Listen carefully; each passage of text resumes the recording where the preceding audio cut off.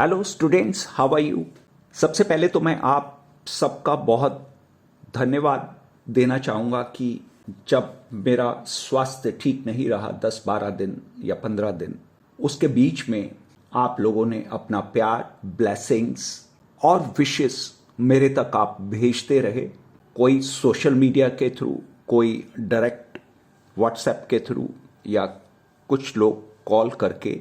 जिन लोगों ने भी मेरे लिए प्रार्थना की, उन सब का मैं बहुत थैंकफुल हूं। और सबसे पहले मैं ये बात ज़रूर कहना चाहूँगा यहाँ पर कि जो अब तक मैं पढ़ता आया या सुनता आया कि पहला सुख निरोगी काया, उसका मतलब पिछले 15 दिन में ही पता लगा। अगर आप स्वस्थ नहीं हैं तो बाकी सारी चीज़ें सेकेंडरी हो जाती। अगर आपके पास पूर्ण स्वास्थ्य है तो आप वर्ल्ड को भी कनकर कर सकते हैं। दूसरी बात, इस बार by the grace of God weekly trading levels are ready and I am presenting over here. पूरी शीट, और ये उतनी शीट ही नहीं है, इसमें कम से कम 10-15 स्टॉक्स और मैंने ऐड किए हैं। और जो कुछ मेरे फ्रेंड्स ने या मेंबर्स ने मेरे को फ़ोन करके बोला कि ये शेयर्स भी ऐड कर दीजिएगा लिस्ट में, तो I have done that. This long list is ready and I am presenting over hair. बड़े मजे की बात है कि 1 सितंबर की डेट 5 अगस्त को बॉटम बनाने के बाद मार्केट में चाल आई और वहां से 23,900 के लेवल से 2 सितंबर को हाई फॉर्म हुआ 25,333। दूसरी डेट 8 सितंबर, उसने 9 तारीख को बॉटम बनाया। 6 को लोएस्ट क्लोजिंग थी, लेकिन bottom was been formed on 9th और वो बॉटम था 24,896 का। और वहां से नेक्स्ट डेट वाज 28 और 27 को टॉप बनाया 26,277 और वहां से मार्केट अभी तक गिरता चला गया। मार्केट ने जो टोटल करेक्शन की है पिछले कुछ दिनों में, दैट इज फ्रॉम 26,277 से 24,000। It means what the market has corrected bye almost 2,200 points in a month's time.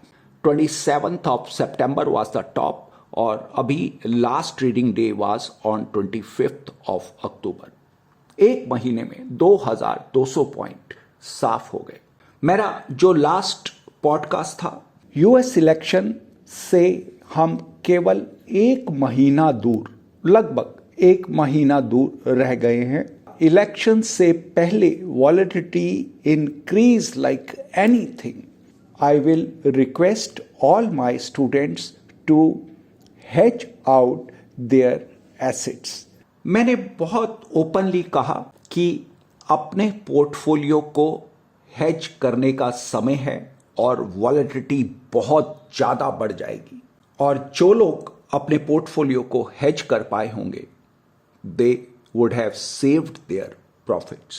Otherwise, ये मैसिव जो करेक्शन हुई है उसके अंदर पोर्टफोलियोज के प्रॉफिट्स को बहुत बड़ा डेंट लगा है।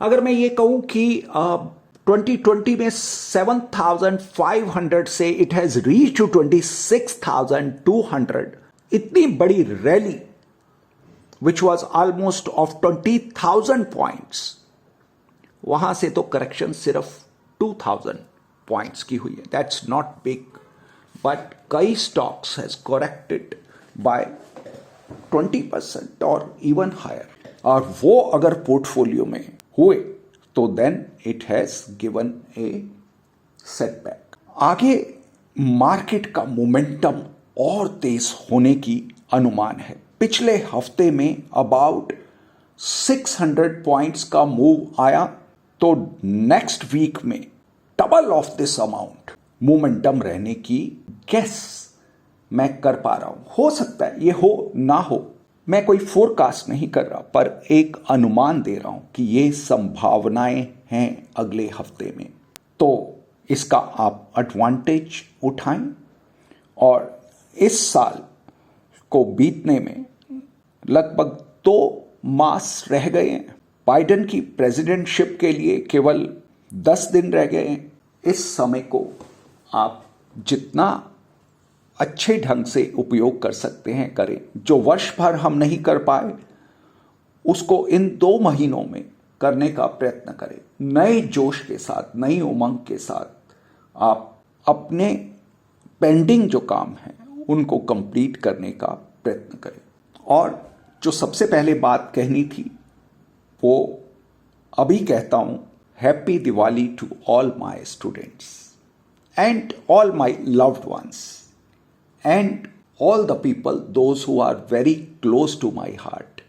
उनका दिवाली बहुत शुभ हो, बहुत लाभ से भरा हुआ हो और गॉड जो बेस्ट ऑफ द बेस्ट है उनके ऊपर की वर्षा करे। US receipts for 2024 fiscal year hit a record $4.919 trillion US dollar, which is up by 11% or up by $479 billion from a year earlier. The US inflation rates are falling and the global economy is on track for a soft landing.